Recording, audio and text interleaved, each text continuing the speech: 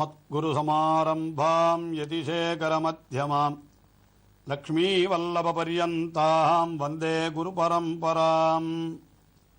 ஆழ்வார்கள் வாழி அருளிச் செயல் வாழி தாழ்வாதுமில் குறவர்தாம் வாழி ஏழ்வாறுமுய்ய அவர்களுரைத்தவைகள்தாம் வாழி செய்யமறை தன்னுடனே சேர்ந்து. திருமழிசை ஆழ்வார் திருச்சந்த விருத்தம் என்கிற திவ்ய பிரபந்தத்திலே எம்பெருமானிடத்திலே உயர்ந்த பேற்றை வேண்டுகின்றார். அது எப்படிப்பட்ட பேறு என்னால், எப்பொழுதும் எம்பெருமானுடைய திருவடிகளையே நினைத்து கொண்டு அவனுடைய திருவடிகளை விட்டு என்றைக்கும் பிரியாமல் இருக்க வேண்டும் என்று அதையே தமக்கு பேராக ஆழ்வார் பிரார்த்திக்கிறார். ஆனால் அப்படிப்பட்ட பேறு எப்பொழுது கிட்டும் என்றால், இந்த உலகத்தை விட்டு நீங்கி பரமபதம் என்கிற வைகுண்ட லோகத்திற்கு சென்று அங்கே எம்பெருமானுக்கு அத்தாணி சேவகம் செய்கிற காலத்திலேதான் அப்படிப்பட்ட நிலை கிடைக்கும் என்பதும் ஆழ்வாருக்கு தெரிகிறது. ஆனால் அப்படி இருக்கிற நிலையிலே இந்த உலகத்திலே இருக்கிற வரை நமக்கு அது எம்பெருமானை பற்றின நிரந்தரமான நினைவு என்பது ஏற்படுவது கடினம்தான். என்றாலும் கூட ஆழ்வார் என்ன தெரிவிக்கிறார், என்ன வேண்டுகிறார் என்னால், இந்த உலகத்திலே இருக்கிற பொழுதே கூட நிரந்தரம் நினைப்பதாக நீ நினைக்க வேண்டும், நான் உன்னை எப்பொழுதும் நினைக்கும்படியாக நீ சங்கல்பிக்கலாமே என்றெல்லாம் எம்பெருமானை பார்த்து ஆழ்வார் கேட்டார்.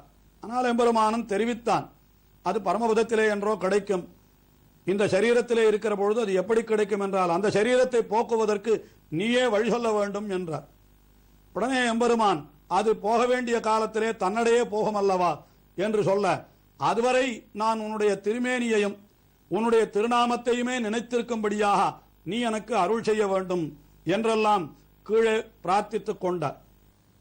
உடனே எம்பெருமான் என்ன சொல்லி இருப்பான், அப்படியெல்லாம் உமக்கு நிலை ஏற்பட வேண்டும் என்றால் அதற்கு எத்தனையோ வழிகள் சாஸ்திரத்திலே சொல்லப்பட்டிருக்கின்றன.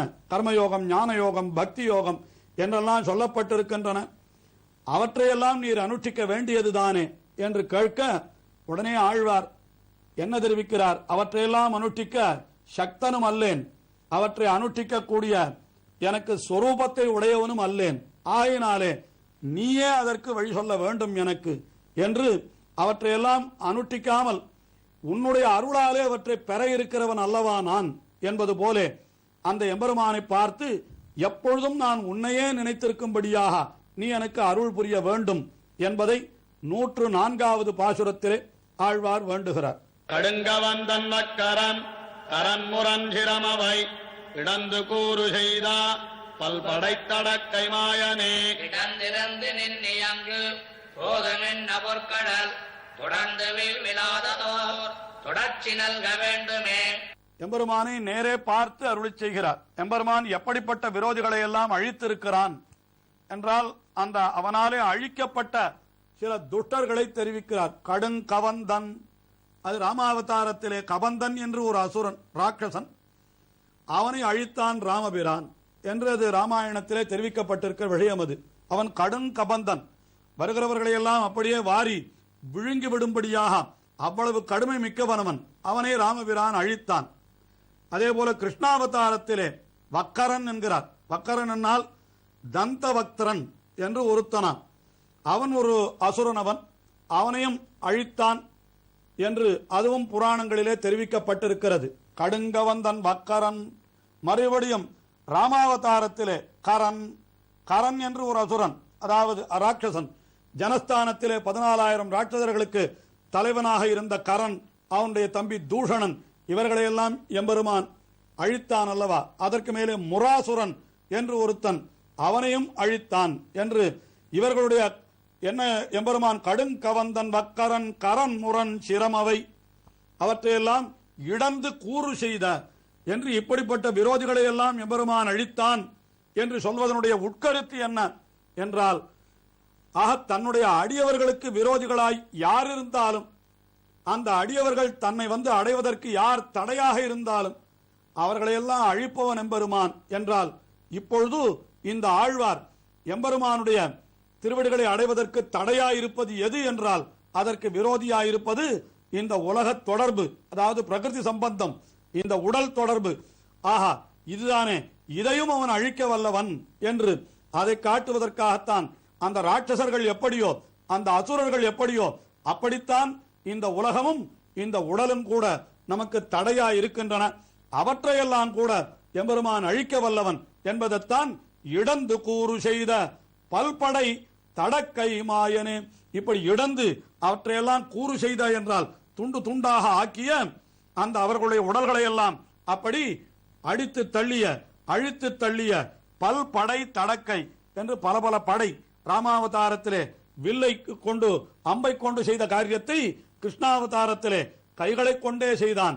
அதே போல திருவாழி ஆழ்வான் சக்கராயுதத்தை கொண்டு செய்தான் என்று ஒவ்வொரு அவதாரத்திலே ஓரொரு ஆயுதத்தை கொண்டு ஓரொரு காரியத்தை செய்கிறான் அல்லவா.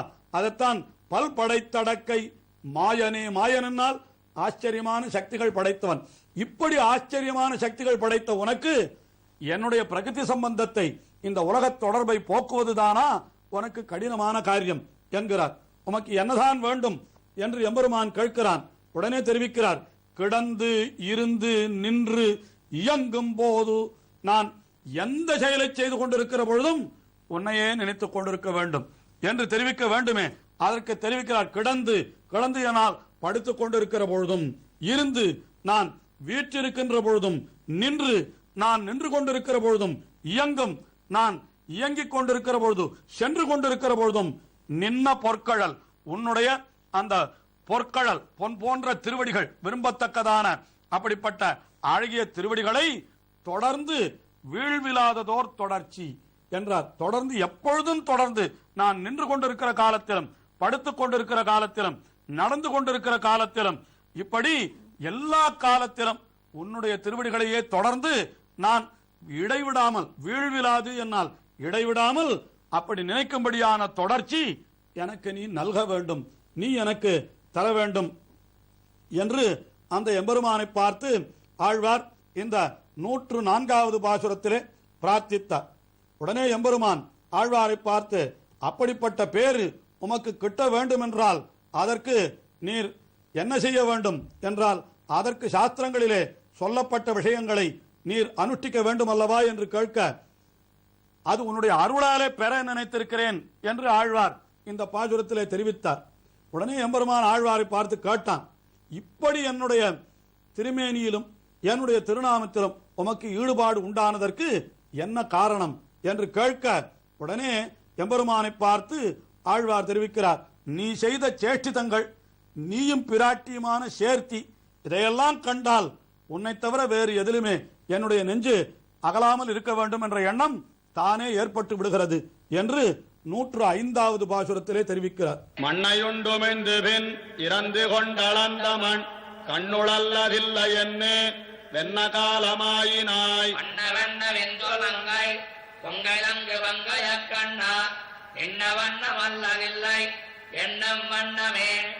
என்னுடைய நெஞ்சானது நின்ன வண்ணம் அல்லதில்லை, நின்ன வண்ணம் அல்லது இல்லை என்னால் உன்னையே எப்பொழுதும் நினைக்கும் வேண்டும் என்று நினைக்கிறது. எண்ணும் வண்ணம் நின்ன வண்ணம் அல்லது இல்லை, எண்ண வேண்டும் என்கிற நினைவு உன்னை தவிர வேறொன்றிலே இல்லை.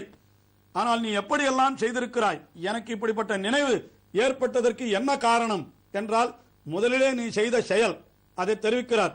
மண்ணையுண்டு என்றால் முதலிலே பிரளய காலத்திலே இந்த மண்ணானது, பூமியானது அந்த சமுத்திரத்திலே அகப்பட்டு கொள்ளாமல் இருப்பதற்காக, அவற்றை காப்பாற்ற வேண்டும் என்பதற்காக அந்த மண்ணை உண்டாய், உன்னுடைய வயிற்றுக்குள்ளே வைத்துக் கொண்டாய்.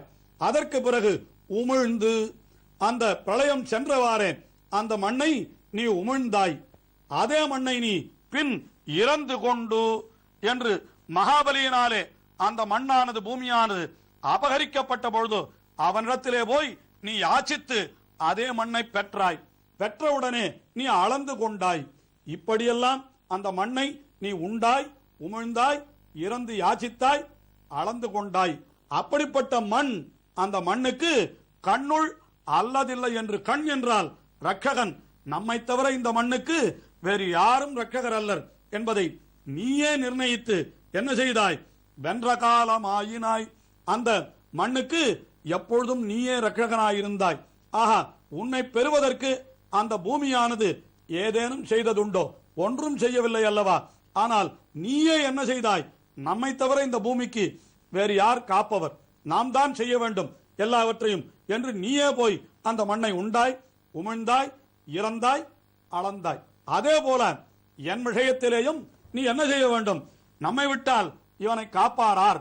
எனவே நாமே போய் இவனை காக்க வேண்டும் என்று நீ எனக்கு செய்ய வேண்டாமா என்பது போல அவனை பார்த்து இப்படியெல்லாம் சொல்லுகிறார். அதற்கு மேலே இன்னும் அந்த எம்பெருமானிடத்தில் ஈடுபாடு கொள்வதற்கு என்ன காரணம் என்றால், பண்ணை வென்ற இன்சொல் மங்கை என்னால் அது பெரிய பிராட்டியார் ஸ்ரீ மகாலட்சுமியை குறிக்கிறது. இந்த ஸ்ரீ மகாலட்சுமி என்பவள் எப்படிப்பட்டவள் என்றால் மிக இனிய சொற்களை உடையவளாம், மிக இனிமையாக பேசக்கூடியவள். மதுரா மதுராலாபா என்று சீதா பிராட்டியை பற்றி ராமபிரான் தெரிவித்ததாக ஸ்ரீ ராமாயணத்திலே கூறப்படுகிறது. ஆஹா, மிகவும் இனிமையானவள், இனிமையாகவும் பேச கற்றவள். ஆஹா, அவள் எப்படிப்பட்டவள் என்னால் பண்ணை வென்ற இன்று பண் என்றால் இசை, இசையை காட்டிலும் மிக இனிய பேச்சை உடையவளாம் அந்த பிராட்டி. அந்த பேச்சை கொண்டன்றோ நம்மை எம்பெருமானிடத்திலே சேர்த்து வைக்கிறாள். ஆகினாலே அதையும் தெரிவிக்கிறார். அப்படிப்பட்ட அந்த மங்கை கொங்கை தங்கு பங்கைய கண்ண என்று அவளுடைய திருமார்பிலே எப்பொழுதும் எழுந்தருளியிருப்பவன் எம்பெருமான் என்னால் அவளோடு அணைந்து கொண்டு கிடப்பவன். அப்படிப்பட்ட எம்பெருமானே நின்ன வண்ணம் அல்லதில்லை, உன்னை தவிர என்னுடைய எண்ணும் வண்ணம் நின்னை தவிர வேறொன்றில் இல்லை என்று இந்த பாசுரத்தில் தெரிவித்தார். இதற்கும் மேலே விண்ணப்பித்த